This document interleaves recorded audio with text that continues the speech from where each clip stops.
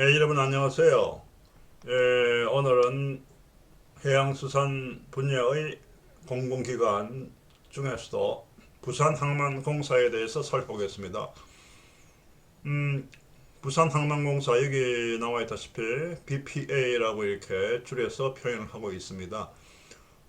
우리 해양수산 분야 공공기관으로서 부산항만공사, 인천항만공사, 그 다음에 여수광양항만공사, 울산항만공사가 있는데요. 부산항만공사의 설명으로 인천항만공사, 여수광양항만공사, 울산항만공사에 대해서는 생략을 하고 관심이 있는 사람들은 거기 홈페이지에 들어가서 인재 채용을 살펴보고 취업 관련된 정보를 구하시면 되겠습니다.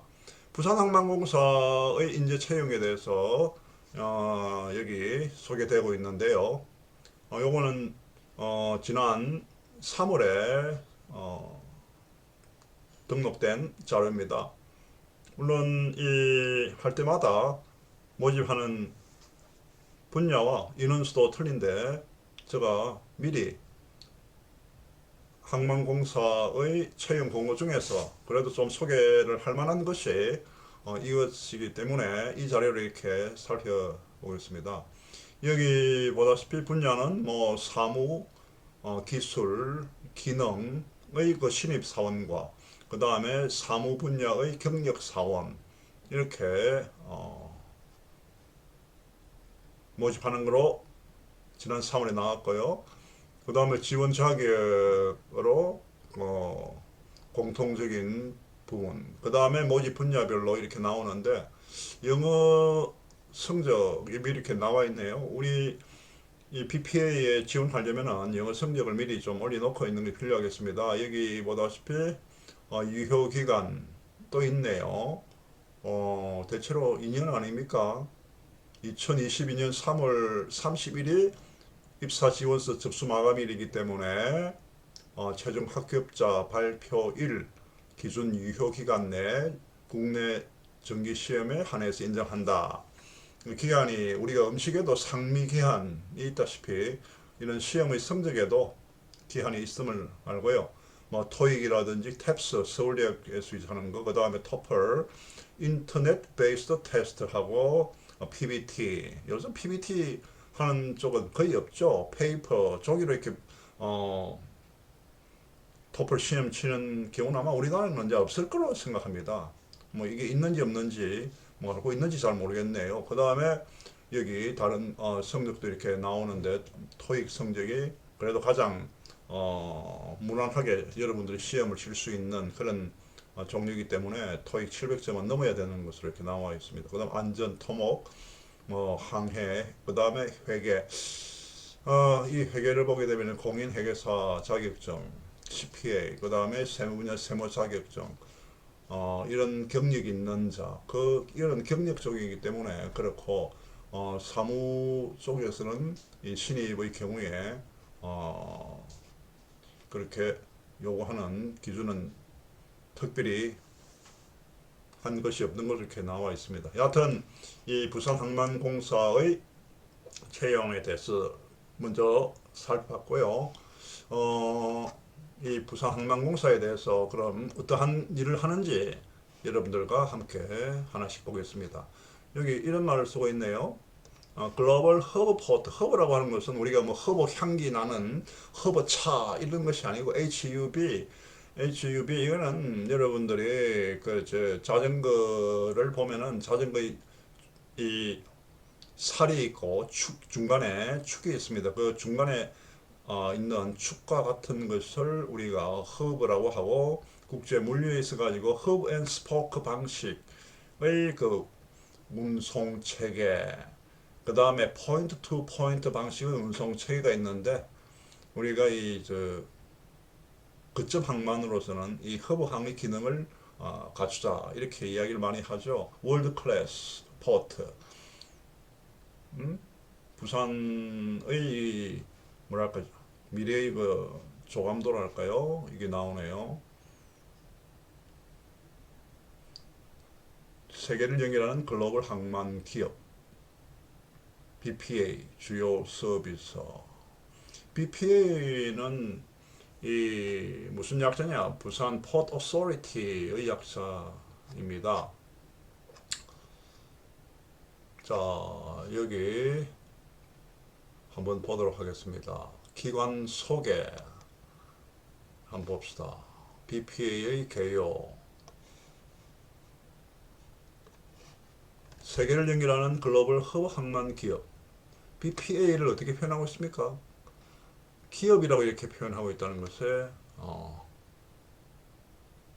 여러분들이 주목해야 되겠죠. 기업 마인드 과연 있느냐?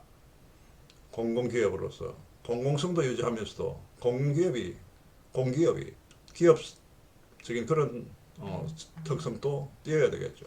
부산항 개발을 하게 되면은 지금 가덕항, 그 다음에 옛날 부산 북항, 제가 70년대 초에 고등학교를 다니는 때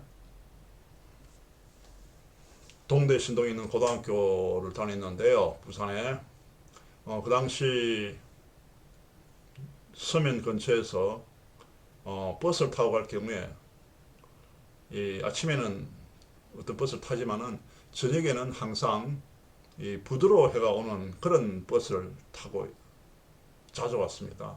이 부산의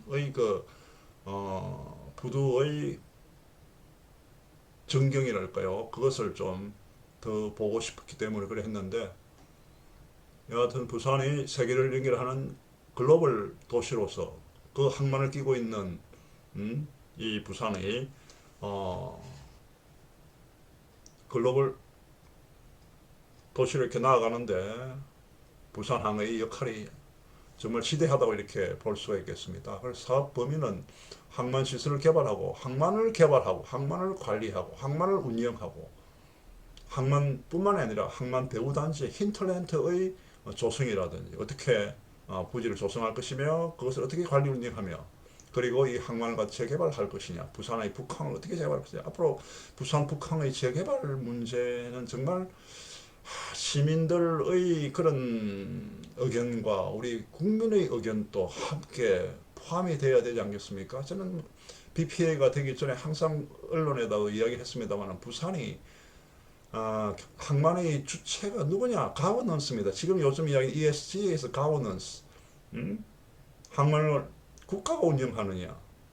국가가 관리하느냐? 아니면은 지방자치단체가 관리하느냐? 아니면은 이런 포트 오소리티가 관리하느냐에 따라 가지고 항만의 경쟁력이 달라진다 하는 그런 연구가 많이 있었는데 여기 앞으로 부산의 북항의 그 재개발, 그 다음에 이 레즈라든지 해양 스포츠라든지 하는 그러한 마리나를 포함하는 항만 시설. 우리가 이 항만이라고 하는 것이 배에 짐만 싣고 내리는 그러한 드라이한 곳이 아니고 그 옆에서는 뭔가 이렇게 바다로서 이렇게 즐길 수 있는 포식 카고를 갖다가 싣고 내리는 것만이 아니라 뭔가 플레저 즐거움과 기쁨을 줄 수 있는 그러한 항만, 그러한 것이 뭐냐? 마리나라고 하는 것이 언제부터 뭐 80년대 들어와 가지고 일본에서 되는 것을 우리도 또 그러한 모방을 한 그런 경향이 많은데, 여하튼 마리나 항만 시설의 조성, 그 다음에 국가 및 지방자치단체의 위탁 사업, 그리고 이게 언제 생겼느냐? BPA가 2004년 1월에 생겼습니다. 그 전에, 이 생기기 전에 부산에서 왜 부산의 그 항만 관리에 부산은 이렇게 참여를 하지 못하느냐 하는 그러한 여론도 많았고, 저도 이 관련해 가지고 2000년대 들어오기 전에 부산 지역의 신문에 항만 개발 관리 운영과 관련해 가지고 주체가 누가 돼야 되는 글들을 많이 낸 적이 있습니다. 이것도 다 보게 되게 되면 법이 거기에 뒷받침이 돼야 되겠죠. 항만공사법에 의해 가지고 그렇게 설립이 되었다. 그 다음에 비전을 한번 보게. 비전을 보면은 미션 비전이 나오죠. 이건 또 거꾸로 되었네요. 보면은 어떤 데서는 비전을 먼저 내고 어떤 데서는 미션을 그 다음 내는 거 아닙니까? 여하튼 이 세계를 연결하는 글로벌 허브 항만 기업, 이 순서가 바로 된 건가요?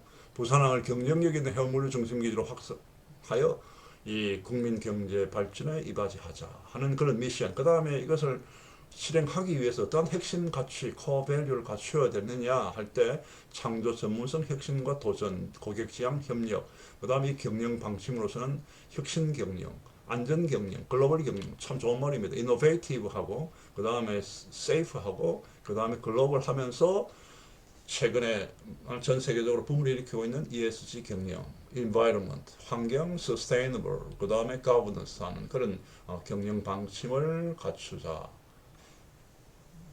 그 다음에 이 경영 목표는 이 2030년을 목표로 해가지고 삼고 있습니다. 여기 총물동량, 환정물동량. 우리는 항만에 있어 가지고 어쩔 수 없는 현상이죠. 뭐 그거 말고 이렇게 통계가 없으니까 예, 물량을 기준으로 하는 TEU, 20 Equivalent Unit, 20피트짜리 이 하나의 컨테이너를 2030년경에는 총물동량이 이 환적 물동량을 포함해 가지고 3,200만 톤 따로따로는 아니겠죠. 이걸 포함한 거. 우리가 지금 보게 되면 물동량이 이렇게 이 뭐랄까 그 한정 물동량이 차지하는 비율이 높을수록 그 항만에서의 회전율이 높아지게 되고 항만에 어찌 보면은 부가가치를 훨씬 더 높은 부가가치를 낳아주지 않겠어요. 그런데 이 물동량이 중요한 것, 트루풋, 영어로서는 THROUGHPUT, 트루풋이라고 이렇게 표현을 하는데, 물동량을 하게 되면 들어, 인바운드, 아웃바운드 두 개 다 포함되는 거죠. 그죠?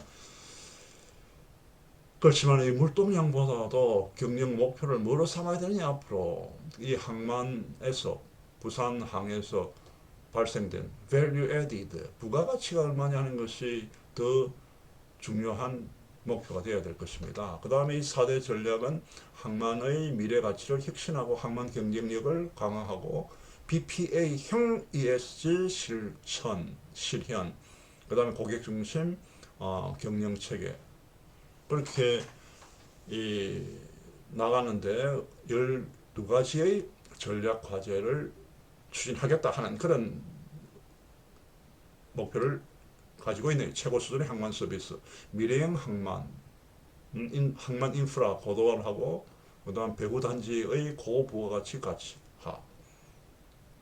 이건 보게 되게 돼. 이걸 보면은 배구 단지에 들어서는 그런 기업들이 부가가치를 더 많이 낳는 그런 업체를 유치해야 되겠고, 해양 관광 산업을 제도약 지원, 항만 경쟁력을 강화하는데 그러한 전략 과제로서 해양 관광 산업 제도약 지원, 뭔가 연결이 정확하게 됩니까? 이 크루즈 항만을 이야기하는 건가요? 그 다음에 해외 항만 물류 사업의 건설 운영, 그 다음에 BPA, ESG 실천에 있어가지고 안전하고 깨끗한 부산항을 구현하고, 그 다음에 상생과 협력의 항만 사회를 정진시키자 하는 이러한 경영 목표를 가지고 있습니다.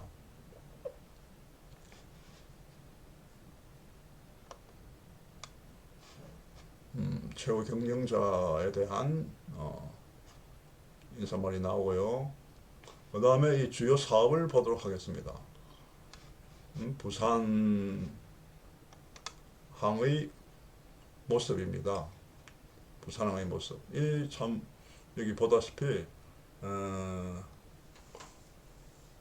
시설이 저반 시설, 우리 부산항에 201척의 저반 능력이 있네요. 그 다음에 보관 시설, 그 다음에 정박 시설, 부산항의 시설 현황을 보여주고 있고, 그 다음에 신항 컨테이너 부두 현황, 그 다음에 컨테이너에 있어가지고 이 수심이 참 중요합니다. 몇 미터냐.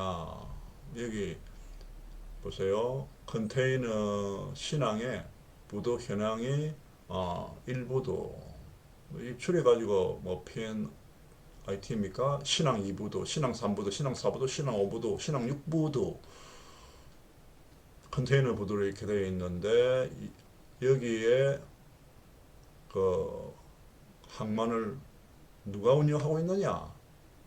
운영 회사는 이렇게 들어가 있습니다. 부산 신항 국제터미널 부산 신항만, 한진 부산 컨테이너 터미널, PSA 현대 부산 신항만, BNCT 부산 컨테이너 터미널, 이런 회사들이 운영을 하고 있다. 부두의 길이는 얼마냐? 부두의 길이가 이 정도 뭐 보여주는데 수심은 얼마냐? 수심이 중요하죠. 항만에 있어가지고 배가 큰 배가 들어오려면은 아무래도 드라프트, 헐수 이런 면에 있어가지고 이 수심이 깊어야 되겠죠. 수심이 깊지 않으면은 선박의 대형화 추세에 발을 맞출 수가 없습니다. 하역 능력이 어떠냐, 그 다음에 부지 능력, 접안 능력, 그 다음에 부지 면적, CY 면적, 컨테이너 야드의 면적이 얼마냐, 그 다음에 컨테이너 하나를 다 실을 수 없는 그런 물동량을 처리하는 컨테이너 프레이트 스테이션은 어떠냐, 어느 정도의 크기냐, 이건 철도 인입선이 연결되어 있느냐, 이건 뭐냐, 막힘없는 물류를 갖다가 수행하는데 철도 인입선이 여기 딱 신항 이 부두에는 철도 인입선이 연결되어 있네요. 컨테이너의 이 부두에 있어 가지고 그 주요 하역 장비가, 예? 어떤 것들이 있냐, 트랜스퍼 크레인 뭐 이런 것들이 뭐 쭉 이렇게 소개되고 있습니다. 이건 뭘 의미하느냐? 항만의 경쟁력은 첫 번째 하드웨어적인 측면, 접안 능력이라든지 수심이라든지 그죠, 그러한 것을 기준으로 이렇게 하기 때문에 여기에 소개를 하고 있고, 신항의 정박지는 어떻냐 뭐 하는 것들도 이 홈페이지에서 살펴볼 수가 있습니다. 컨테이너 부두 북항에 있는 거예요. 앞으로 북항은 어떻게 될지, 어떤 식으로 개발을 할지, 예, 거기 마리나 시설로서 한때 이런 이야기도 있지 않습니까? 우리가 부산이 야구의 도시이기 때문에 이 그 북항을 어떻게 이 후쿠오카 뭐 이 뭡니까 그 소프트뱅크 그쪽이 도움입니까? 그런 구상을 하나 만들면 어떨까? 그러면은 뭐 해외에서도 이렇게 배 타고 이렇게 와서 그 야구도 즐길 수도 있는 상하이 쪽에서, 아니면 일본 쪽에서 그렇게 해가지고 그 지역을 하면 어떻겠나 하는 그러한 아이디어도 한번 생각을 한 적이 있죠. 뭐 어떤 단체에서 그러한 일을 주도할지, 좀 뭔가 신선한 아이디어를 좀 낼 수 있는 그런 것이 나왔으면 좋겠습니다. 그 다음에 컨테이너 부두 뿐만이 아니라 일반 부두도 이렇게 있죠. 부산 북항에, 그 다음에 감천 다대포항 있고, 그 다음에 여기 우리 BPA의 역할 중에서 항만건설과 이 항만 뭡니까 개발 등도 할 뿐만이 아니라 이 항만 배후 단지 여기 있죠. 뭐 항만이 있으면은 여기 컨테이너 터미널, 그 다음에 이 뒤에 있는 그런 단지를 어떻게 개발할 것이냐, 그러고 이 신항의 배후 수송망을 어떻게 짤 것이냐 하는 그러한 업무도 여기 하고 있습니다. 그리고 이 항만 재개발 사업, 여러분들 이 항만 재개발 사업은 부산 북항과 관련된 것이라는 것을 알 수가 있겠는데, 이 홈페이지에 가면은 이러한 조감도를 그리고 있고, 아름다운 해안과 매혹적인 관광 문화, 그리고 이 부산항을 해양관광의 세계적인 도시로 이렇게 나아가게 하기 위한, 조금 전에 이야기했다시피 즐거움이 넘치는 그러한 도시에다가 이 국제 비즈니스 환경과 이 항만 첨단 기능을 부과해가지고 부산 지역을 획기적으로 이렇게 도약시킬 수 있는 그러한 방향으로 이렇게 나아갈 수 있는 그런 안이 짜지기를 기대합니다. 그리고 여기 재개발에 보면은 이 북항, 그죠? 그 다음에 우암부두, 그 다음에 용호부두, 그 다음에서 또 이 BPA에서는 해외 항만 물류 사업을 하고 있는데 부산항을 축으로 해가지고 국제 물류 네트워크를 확대하는 것을 목적으로 하면서 해외에 물류 거점을 확보해가지고 우리나라 기업들에게 물류 서비스를 제공하여 신속하고 저렴하고 이 경쟁력을 지원하자는 것. 이걸 통해 가지고 그 민간 상생 동방 성장의 기반 구축을 하자는 그 한때 몇 년 전이죠. 저기 어디 쪽 했죠? 중국 쪽입니까? 중국과 삼성 쪽에 내가 이 BPA에서 한 걸로 알고 있는데 그때 그 사업이 성공을 했는지 한번 챙겨봐야 되겠고요. 그러한 것을 바탕으로 해가지고 우리 BPA에서 해외 사업을 더 추진하는데 도움이 될 수 있는 방안도 이렇게 마련해 볼 필요가 있다고 생각을 합니다. 해외 항만물류 사업에서 여기 보면은 로테르담 물류센터, 그 다음에 인도네시아 동부 자바 보세 창고, 그 다음에 바르셀로나 물류센터 이 나오는데 제가 보니까 여기 없는 거 보니까 그나마 한 십몇 년 전에 하다가 막 실패했는 거 아닌가 하는 그런 생각이 드네요. 로테르담 물류센터 한번 들어가 볼까요? 부산 PPA 제1호 글로벌 물류 플랫폼이라는 말 쓰죠. 예. 그 요약을 하게 되게 되면은 유럽의 게이트웨이 이 길로 나가는 관문이라면 관문, 유럽의 관문 물류센터 역할을 하자. 자동화, 그 다음에 보관 운송, 국제 운송의 이 글로벌하면서도 이 토탈 로지스틱 서비스를 제공하자. 자산 기반 서비스 제공. 아마 이 자산 기반이라는 건 asset based 서비스 뭐 임차해가지고 임대료를 낸다거나 그런 것이 아니고 그렇게 해가지고 물류비를 줄이고 하는 그런 물류비 경쟁력을 확보한다는 것. 그리고 여기서 보면은 포트 오브 로터담, 이 로터담 항에서 부지 임차 BPA하고 또 이것을 우리 그 제3자 3차가 아니고 이거 뭐 3자겠죠. third party logistics provider입니까? 3PL, third party logistics 물류센터를 임차하는 이런 방식.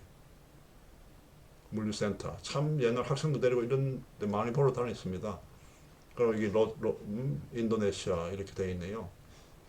그리고 여기 ESG 경영, ESG 경영 체계를 한번 볼까요? ESG를 위해 가지고 우리 BPA에서도 친환경 목표 수립, 예? 그 다음에 지역사회, 이해관계자 대상으로 BPA 사회적 책임을 추진한다. 참 이게 쉬운 일이 아니겠죠, 그죠? 인권 문제, 휴먼 라이트, 그 다음에 그 안전관리, 현장 안전관리, 지역사회 공헌, BPA가 지역사회 공헌에 대해서도 한번 심도 있게 생각을 해야 됩니다. BPA가 생긴 목적이 무엇일까요? 저는 옛날 부산 수산대 부경대 교수할 때 집에 차를 몰고 이렇게 가다가 부득길로 해가지고 올라오는 그런 컨테이너 차량의 두 대 사이에 끼어 있을 때 정말 심리적인 압박도 많이 느끼면서 이러다가 내가 건강이 어떻게 될까 하는 것과 함께 야 이렇게 무거운 차량이 다닐 때 부산 도로의 그 마모 이런 어떻게 될까 이 마모 됐는데 이 돈은 이 컨테이너로 해가지고 수익을 올리고 있는 아니면은 부두 사용을 해가지고 입학료라든지 접안료라든지 이걸 받고 있는 이 우리 정부기관에 있어 부산시의 이 도로에 어떻게 지금 지원을 해주고 있는지 하는 걸 90년대에 참 생각을 많이 했습니다. 95, 6년도에 얼마나 부산항이 컨테이너 물동량 처리해서 고배항과 다투면서 물동량의 측면에서 고배항과 5위, 6위 이렇게 다투었죠. 그러한 오랫동안 있어가지고 부산항이 부산의 항이냐, 부산이 항이 아니면은 대한민국의 부산항이냐, 왜 여기에는 항상 국가만 관리하고 있냐, 여기서 거둬들이는 돈은 왜 중앙정부로 다 올라가고 부산에는 어떻게 쓰이고 있느냐 하는 그러한 주장에 의해 가지고 BPA가 생겼습니다. 그 다음에 여기 보면 BPA에 대한 국민과 고객의 신뢰 확보를 위한 경영활동 G입니다. G 여기 나오죠. 항만위원회. 나는 이 보게 되게 되면 ESG에 있어가지고 과연 그 BPA 여수 강양 울산 그 다음 인천 가버먼스가 뭐 옳게 하고 있느냐 하는 생각을 많이 합니다. 왜? 여기 항만위원회 여기에 어떤 사람들이 여기 지금 뽑혔는지 나는 정말 궁금. 오랫동안 20 챙기고 난 뒤부터 2004년에 생겼으니까 운천에도 있고 울산에도 있고 여수 광양에도 있는데 어떤 사람들이 도대체 항만위원이 되는지, 어떤 과정을 거쳐야 되는지, 어떤 절차를 거쳐야 되는지. 왜? 제가요 퇴직을 하고 난 뒤에 동백이 되었습니다. 동백이 뭐냐? 동네를 어슬렁어슬렁거리는 백수입니다. 그렇게 다니다가 우리 집 근처에 있는 주민센터에 보니까 현수막이 하나 걸려 있어요. 뭐냐니까 우리 이 동의 그 주민자치위원을 뽑는 데서 그걸 보고 무슨 생각했느냐? 야, 이런 주민자치센터마다 자치위원들을 모집하는데 현수막을 붙여가지고 공개적으로 모집하고 있구나. 대한민국 경제에 있어가 주도적인 역할을 하고 있다는 이 항만에 관련된 항만의 가버넌스에 있어가지고 도대체 항만위원들은 그런 공개적인 걸 해가지고 그런 공개적인 절차를 해가지고 하고 있느냐? 해양수산부와 그 다음에 부산, 그 다음에 그 인천, 그 다음에 여수광양 그 지방자치단체가 추천해가지고 하는 걸 알고 있는데 어떤 과정을 거쳐 그 사람들이 전문성을 가지고 있으면 심지어는 그 위원들 중에 이해관계가 아주 깊은 일에서 사회이사라든지 비상이사라든지 이런 걸 하는 사람들 과연 없느냐 하는 것을 저는 다 봐왔거든요. 그래서 지금 이 SG라고 하는 것이 이제 가리는 까서 부산말로 이래 한다 하지만은 ESG 단장이 있고 ESG 부단장이 있고 이렇게 하는데 항만위원들의 관점, 그 다음에 인선 이러한 것이 ESG에 아주 중요한 역할을 하니까 한번 새기고 그 점을 앞으로 반영을 해야 되지 않느냐 하는 그런 생각을 합니다.